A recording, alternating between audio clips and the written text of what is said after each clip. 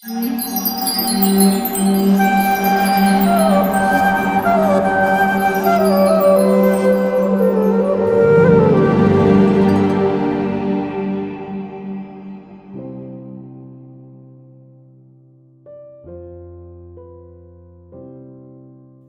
is not just a belief system, it is a precise science. What is karma? How does it act? Questions like these are much more common today than a few decades ago. This is evident not only from the fact that the word karma has a place in English dictionary, but also from the fact that Gallup poll show an increase in percentage of people, not only in the Eastern world, but also in the Western world, who believe in karma. However, karma is not just a belief system, it is a precise science. Even more important is that it is a science of consequences, consequences that we ourselves have to bear in our lives. In the Bible, it is phrased, "As you sow, so shall you reap." Science has discovered that all of nature obeys laws, from the microscopic to the macroscopic. For any interaction of any kind, nature follows laws.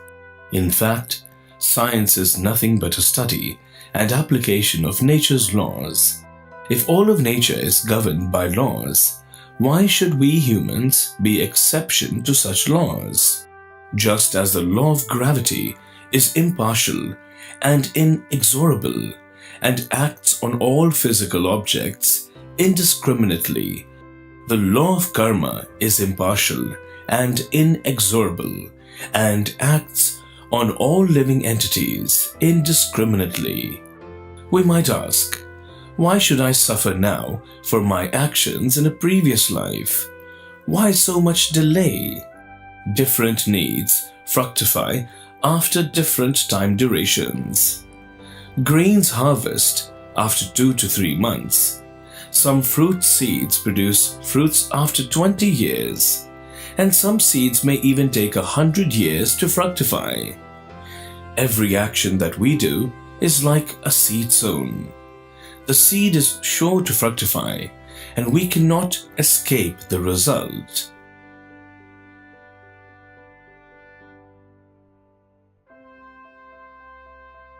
Lord Krishna says in Bhagavad Gita, "Karmano hyapi bodhavyam, bodhavyam cha vikarmanaha, akarmanascha bodhavyam, gahana karmano gatihi." The intricacies of action are very hard to understand. Therefore, one should know properly what action is, what forbidden action is, and what inaction is. As the saying goes, the mills of God grind slow, but they grind exceedingly fine. Every single action would be accounted for sooner or later. The law of karma works exceedingly fine.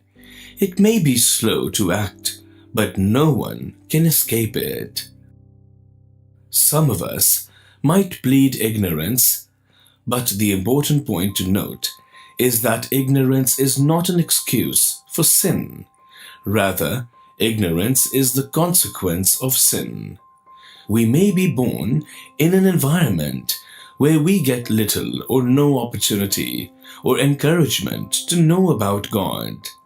And so we may be ignorant about karma, but we may get such a birth because in our previous lives we had the chance to hear about God, but we did not care.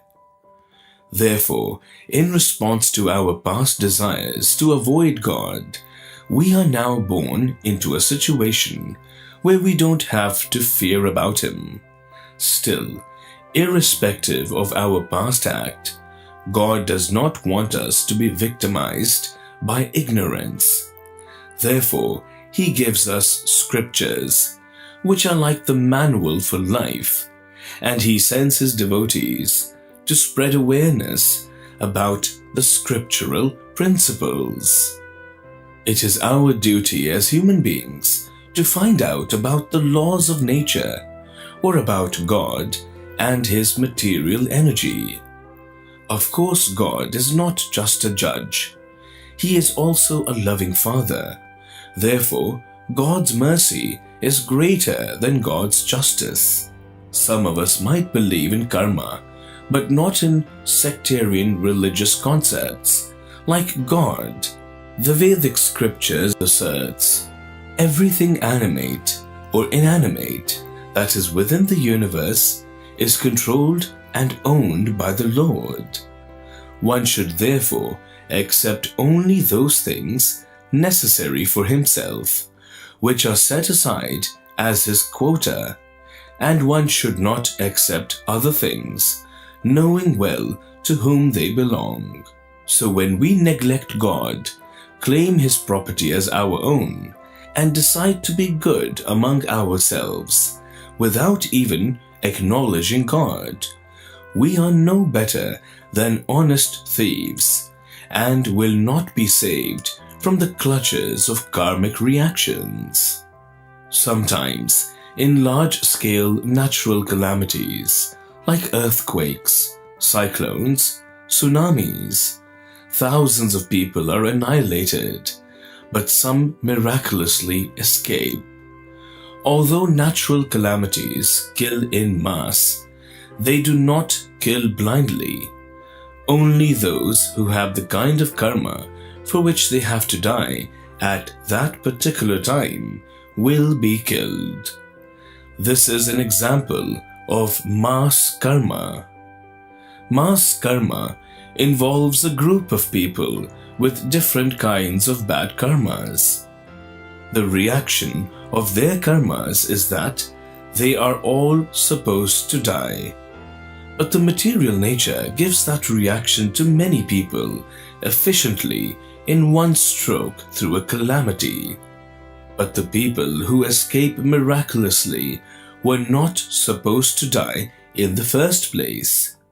The laws of karma acts under the divine supervision of the Lord.